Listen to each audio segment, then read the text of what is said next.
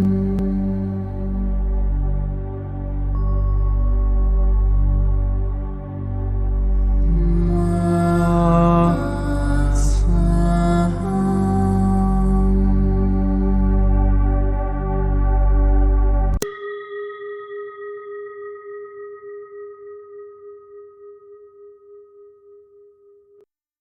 qui suit est la transcription d'un échange entre Mathias de Stefano, désigné ici comme moi, et son soi supérieur désigné comme je suis.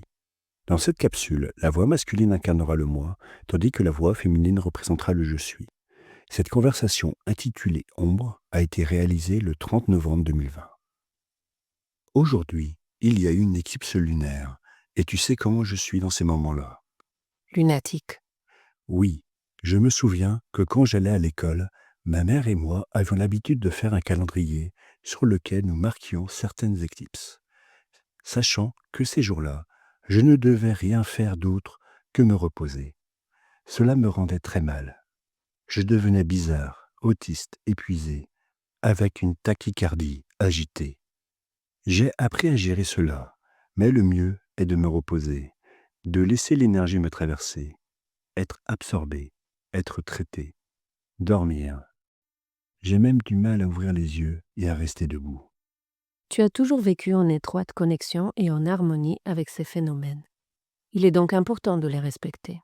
Oui, une éclipse lunaire laisse voir l'ombre de la Terre sur notre satellite naturel. Et c'est ce qui nous permet de nous voir projetés comme un tout à l'extérieur. C'est pourquoi, même si chaque individu est affecté différemment, il est inévitable de reconnaître qu'une éclipse concerne tout le monde. Non seulement les humains, mais tous les êtres vivants, la Terre elle-même. Et plus précisément, une éclipse part de la fin et du début de processus sombre de l'âme depuis les 6 derniers mois, à compter du moment où l'ombre commence à se projeter.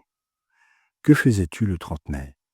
Ah oui, en quarantaine confiné en France, acceptant que le chemin je suis ne pourrait pas se réaliser comme prévu et que je devrais rester immobile au même endroit pendant un an. Tout un traumatisme, n'est-ce pas? Oui, vraiment. Il y a exactement 6 mois, mon monde s'est renversé. Comme je suppose que cela a été le cas pour la plupart des gens en raison de ce virus et de la quarantaine planétaire. Mais bien sûr, depuis 2015, après avoir reçu les instructions sur tout ce que je devais faire, j'attendais ce mois d'août 2020 comme le moment de me lancer à la conquête de la planète pour connecter le monde. 32 lieux équidistants sous la sphère globale, entourant le monde, en plus des pôles nord et sud. Un voyage qui devait durer 1 an et demi et qui, à la fin du mois de mai, à l'entrée dans le signe des Gémeaux, comme l'éclipse de lune ou d'aujourd'hui, a été complètement compromis. Si je ne pouvais pas me rendre aux 32 sites du réseau et aux pôles, alors je devais me rendre à un endroit d'où je pourrais me connecter à tous ces sites depuis l'intérieur, L'Égypte, la Grande Pyramide. qui représente la Terre et sa chambre intérieure, le noyau d'expansion. Cette semaine-là, j'ai dû tout repenser mon voyage, mon chemin, qui ne serait plus vers l'extérieur, mais vers l'intérieur. Ce ne serait plus avec la nature au quotidien, mais avec les humains au quotidien en connexion. Je devrais faire le contraire de ce à quoi j'étais habitué. Rester immobile, suivre une routine et parler aux gens tous les jours. La frustration d'une telle idée et d'une telle attente m'a plongé dans une horrible dépression cette semaine-là, dans l'incompréhension, dans le désespoir, dans l'absurdité. Je me suis senti utilisé par l'univers, qui m'avait fait passer par tant de choses. Dans quel but? J'avais l'impression d'avoir perdu beaucoup de temps, mais au fil des jours, j'ai réalisé que tout ce que j'avais vécu m'avait préparé à faire cela de la meilleure façon possible, libéré de tous les regrets du passé, en étant moi-même, en étant présent, en équilibre avec moi-même, sans jugement, neutre. Alors, après m'être senti dépouillé de tout ce que j'avais espéré pendant si longtemps, j'ai redéfini mon chemin extérieur et il est transformé en mon chemin intérieur. Et maintenant, tu peux comprendre ce qui arrive à ton corps endolori cette semaine.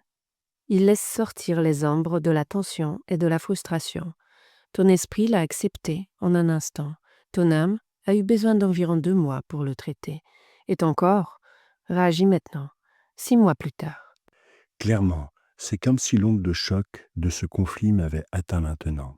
Affronter la réalité que tu essaies seulement de nier et de rejeter. Je ne veux pas aller à la pyramide. Je ne veux pas être en Égypte. Toutes ces idées que mon esprit a perçues il y a 6 mois jusqu'à ce qu'il leur trouve un sens. Toutes ces émotions que mon âme a ressenties pendant 2 mois. Le désespoir, la frustration, la tristesse se manifestent maintenant dans le corps, comme toujours plus lentement. C'est vraiment comme si je me trouvais dans l'ombre et que mon esprit, même s'il essaie de me dire que tout va bien et qu'il y a beaucoup plus au-delà, mon corps veut seulement se jeter sur le lit et s'apitoyer sur son sort, se posant en victime, enfermé dans sa grotte. Il était une fois sur une île de la mer Égée, une grotte profonde où vivait un petit groupe de personnes. C'étaient des esclaves, qui non seulement n'avaient pas le droit de sortir de la grotte, mais qui étaient également attachés pieds et poings. De hauts rochers, formant un mur, empêchaient les gens de voir ce qu'il y avait au-delà. Ils vivaient dans l'ombre, mais de temps en temps, une lumière clignotante s'allumait, et sur les parois rocheuses de la caverne, ils voyaient des ombres se projeter en mouvement. Les esclaves croyaient que tout ce qui existait dans le monde était ces grottes, ces ombres et la faible lumière clignotante. Cependant, c'était derrière le mur que la magie opérait. Là, d'autres personnes s'occupaient chaque jour d'allumer un feu qui émettait cette lumière, et devant le feu, elles plaçaient des figurines d'animaux, de personnes et d'objets qu'elles animaient comme des marionnettes. Cela projetait les ombres sur le rocher qui obscurcissait la vue des esclaves. Puis un jour, l'un des esclaves réussit à se détacher et se libéra. Il traversa le mur et vit les marionnettes et le feu. Il comprit que ce qu'il avait vu toute sa vie, élevé là, n'était que l'ombre de la vérité. Mais il ne s'arrêta pas là et prit son courage à 2 mains pour sortir de la grotte. Arrivé au bout du tunnel, il vit la lumière éclatante du jour, quelque chose qu'il n'avait jamais vu, et cela lui abîma la vue, l'empêchant de voir le monde. Pendant longtemps, il refusa de voir, se couvrant, cherchant les ombres, les endroits sombres, pour se sentir en sécurité dans ce qu'il connaissait, ce à quoi il était habitué. Il ne pouvait voir et comprendre que les ombres, alors il commença à les suivre, regardant le sol, jusqu'à ce qu'il commence à oser regarder les objets d'où les ombres étaient projetées. Il vit la nature, les plantes, les animaux, les gens, et comprit que les marionnettes n'étaient pas la vérité, qu'elles n'étaient qu'un jeu, une simulation de ce monde réel. Mais il lui fallut encore du temps pour comprendre d'où venait la véritable lumière qui lui permettait de tout voir. La nuit, il osa regarder les étoiles, puis la lune, et un jour, il fut prêt à regarder le soleil. Quand il découvrit le monde entier, il décida de retourner dans la caverne pour aider ses frères esclaves et les libérer afin qu'ils puissent voir la vérité. En s'enfonçant dans le tunnel, il se rendit compte que sa vue était défaillante et qu'il ne pouvait pas voir les choses clairement car il s'était habitué à la lumière et il lui était très difficile de revenir dans l'ombre. Quand il retrouva les autres, il leur raconta ce qu'il avait découvert, mais les autres esclaves voyaient à quel point il était devenu inutile, trébuchant sur les pierres, ne voyant pas bien le mur ni eux-mêmes, étant assez maladroits. Les autres esclaves pensèrent qu'il était devenu fou et qu'il ne pouvait pas être comme eux. Ils commencèrent à le craindre, à le traiter de fou, à l'écarter, et allèrent même jusqu'à envisager de le tuer si ses idées folles menaçaient le confort de leur vie. Ainsi l'esclave libéré retourne à l'extérieur, frustré de voir qu'il était impossible de convaincre les autres de la vérité, qu'ils vivaient dans l'ombre, et que les ombres ne sont pas réelles, qu'elles ne sont qu'une absence de lumière, une absence de conscience. Le mythe de la caverne de Socrate et Platon. Ce mythe, cette histoire, raconte la vie elle-même, entre les lumières et les ombres. Toute la vie et l'existence sont un jeu d'ombre et de lumière. Cela devient un problème lorsque vous prenez ce jeu trop au sérieux. Les premières particules qui généreront de l'énergie projetteront de la lumière. Les particules de lumière traverseront tous les espaces vides, mais rebondiront lorsqu'elles rencontreront d'autres particules sur leur chemin. Cela fait que davantage de particules forment des atomes et davantage d'atomes génèrent des molécules qui, à leur tour, forment des composés chimiques, des éléments chimiques, de la matière, des objets. Il sera beaucoup plus difficile pour les photons de traverser les corps, rebondissant à la surface de tous les milliers de particules, ce qui empêche le passage de la lumière de l'autre côté. Cela crée un vide de lumière que nous appelons les ombres. Dans les récits mythologiques, la lumière et l'ombre sont ennemis, mais en réalité, l'ombre n'est pas une force réelle ou opposée, c'est simplement la lumière qui ne peut être projetée. Absence de lumière. Le contraire de la lumière serait la matière, qui empêche son passage en se comprimant de plus en plus. Mais la matière n'est rien d'autre que de la lumière déformée.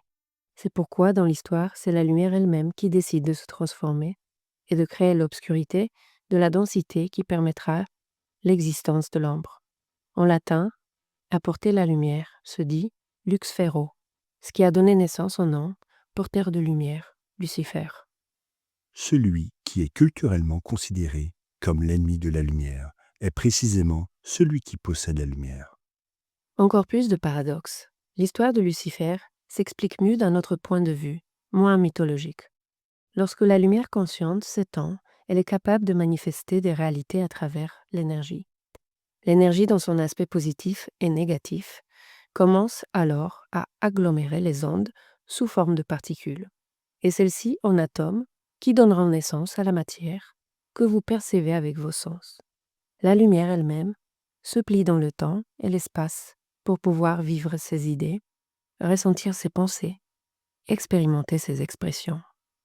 La distorsion de la lumière devient le mécanisme même de la création, mais aussi une sorte de piège pour la conscience divine, car elle commence à tisser un réseau labyrinthique dont il est très difficile de s'échapper.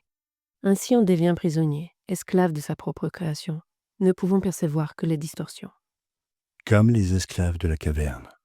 C'est là que les gens commencent à vivre trompés par leur propre psyché, leur propre âme et leur propre énergie depuis le subconscient et l'inconscient, tissant un réseau infini et chaotique, sans sens, sans échappatoire. C'est le monde des ombres. La vie même que vous vivez est basée sur des croyances, des sensations, des perspectives et des perceptions. Vous croyez tout ce que vos sens vous disent. Vous croyez tout ce que les autres vous disent. Vous en faites votre vérité, et vous ne pouvez voir le monde qu'avec ses yeux obscurcis par la distorsion et les ombres. C'est le subconscient qui allume chaque jour le feu, caché derrière le mur, faisant ressortir les schémas. C'est l'inconscient qui, sans aucune idée des choses, se laisse emporter par les ombres et vit sa vie en fonction d'elles. Car à chaque pas que tu fais, ton ombre est la seule chose avec laquelle tu es en contact. À moins que tu ne sois Peter Pan et que tu cherches ton ombre. Peter Pan n'était pas de ce monde physique. C'est pourquoi il n'avait pas d'ombre, et il voulait ressentir, vivre. C'est pourquoi il cherchait son ombre. Alors nos pieds, à chaque pas, nous maintiennent dans le monde des ombres. Nous concevons nos vies en fonction d'elles, projetées sur le sol, sur nos chemins, nos objectifs, nos destins. Elles obscurcissent chaque jour la clarté de l'être, jusqu'au jour où les ombres elles-mêmes te montrent la vérité. Ce n'est pas l'ombre qui te permet de voir ou d'identifier quelque chose, mais la lumière qui l'entoure. Alors, tu commences à chercher la lumière. Bien sûr, c'est logique. Les personnes qui sont figées dans un schéma de croyance sont ancrées dans la forme, dans l'ombre, dans l'objet. C'est comme quelqu'un qui regarde le ciel en observant les étoiles, sans se rendre compte que l'on ne peut voir leur éclat que grâce à l'obscurité qui les entoure, à l'espace. Lorsque vous comprenez le contraste des choses, vous commencez à comprendre que ce que vous avez toujours vu n'est qu'une simple projection. Ainsi, l'esclave, pris au piège dans les cordes de sa propre psyché, commence à se détacher. Et comment fait-il? Tout comme Ariane, dans le labyrinthe du Minotaure, en déroulant le fil d'or, à mesure qu'il s'enfonce dans le labyrinthe, il pourra ensuite l'enrouler à nouveau pour trouver la sortie en se posant les questions. Où suis-je? D'où je viens? Qui est ma famille? Avec qui je suis en relation? Quelle a été mon histoire? Toutes les questions existentielles du clan, de la famille, de la culture. Il cherche ses origines, commence à démêler les mystères du tissu qui le maintenait prisonnier. Il apporte la clarté. Il découvre ainsi le feu du subconscient et les schémas utilisés comme des marionnettes qui se répètent jour après jour. Et là, il décide de sortir dans le monde réel, dans le monde parfait des idées, où il trouve la divinité, la réalité de l'âme. Même s'il a du mal à s'adapter, il devra suivre de nombreux chemins pour y parvenir, en regardant d'abord les ombres, en s'y cachant pour ne pas endommager sa vue et sa conscience. Il suit ainsi les traces des religions, des études, des philosophies, de la spiritualité, de la science, des dogmes, de l'illumination, des ombres dans le monde des idées, puis il abandonne la théorie sombre pour rencontrer l'expérience. Comme celui qui étudie la botanique et n'a jamais vu un arbre. Un jour, quand il le verra, toutes ses connaissances prendront sens. C'est ainsi qu'il découvre la réalité avec émerveillement, et un jour il verra le soleil, la vérité, il découvrira tout, Et il reviendra le raconter aux autres. et ils le croiront fou, Pourquoi? parce que le chemin de la conscience, sortir de l'ombre vers la lumière, est un chemin personnel, jamais collectif. Il appartient à chaque esclave de démêler ses propres fils dans le labyrinthe du subconscient. Un esclave qui n'a pas la volonté d'être libre, s'il est conduit de force vers la liberté, finira par être aveuglé par la lumière, effrayé par ce qu'il a vu, et courra se réfugier dans la sécurité des ténèbres, régnant la lumière pour toujours. Bien sûr, c'est pourquoi on ne peut pas rendre l'humanité consciente de manière magique, forcée, mais avec amour, patience et éducation.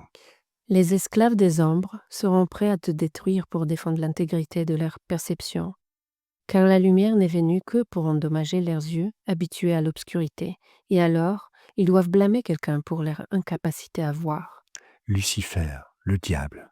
qu'ils habilleront de toutes les façons qui te viennent à l'esprit, selon ce qui leur convient, pour ne pas perdre leur vision de sécurité.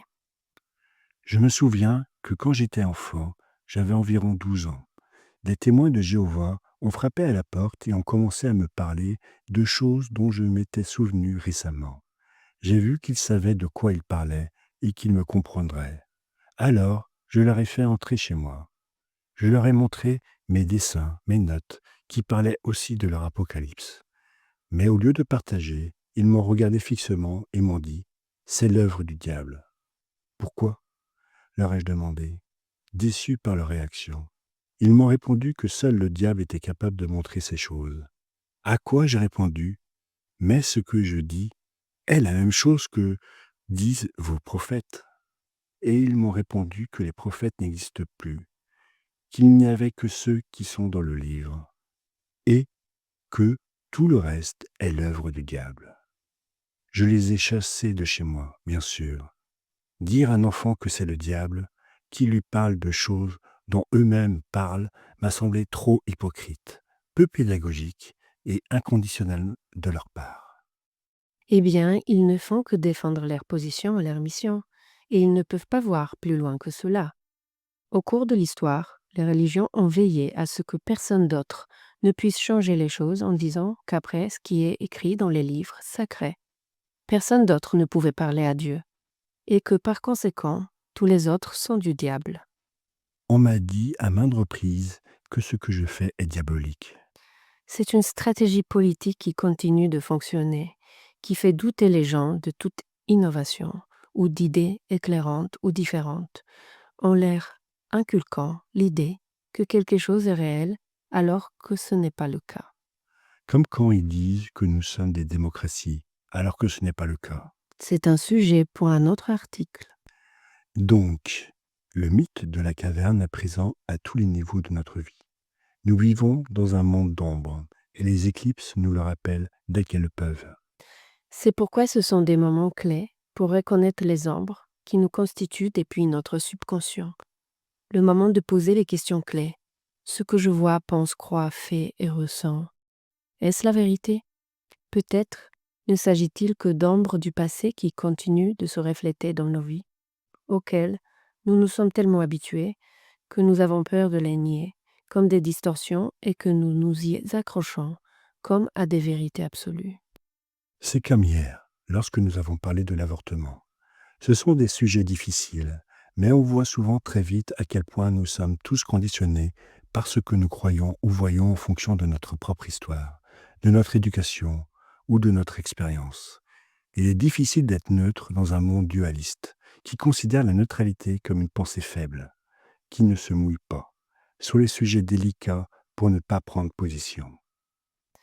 Le chemin vers la neutralité inconditionnelle est lent, et tu dois le pratiquer si tu recherches la cohérence, en comprenant que toutes les positions sont vraies et qu'aucune n'est supérieure à l'autre. Dans un monde d'ombre, les lumières ne sont que des guides Comme un ciel étoilé, qui trouvent des points de repère dans les ombres. même si nous savons bien que les étoiles ne sont pas la vérité, mais une infime manifestation de celle-ci, invisible à nos yeux. C'est pourquoi tu dois faire la paix avec les ombres au lieu de vouloir les éliminer. Car les ombres t'ont formé. Elles ont fait de toi ce que tu es. Elles ont tracé ton histoire, tes chemins, tes destins, tes objectifs, tes buts et tes missions. Chaque émotion, relation et action, appartenance, attachement et sensation. Tout ce que tu connais provient des ombres, et tu ne verras la lumière que lorsque tu prendras conscience que tout, comme les ombres que tu vois projetées sur le sol, ne sont visibles que grâce à la lumière qui les entoure. La seule raison pour laquelle tu peux voir le soleil, la lune et les étoiles est grâce à l'obscurité qui les entoure. Le monde des ombres dans lequel nous vivons est visible grâce à la lumière du divin et du céleste. Tout comme le monde céleste et divin n'est visible que grâce au monde des ombres dans lequel nous vivons. J'honore toutes mes ombres. Et c'est seulement ainsi que tu trouveras le chemin pour sortir du labyrinthe vers la lumière de la vérité.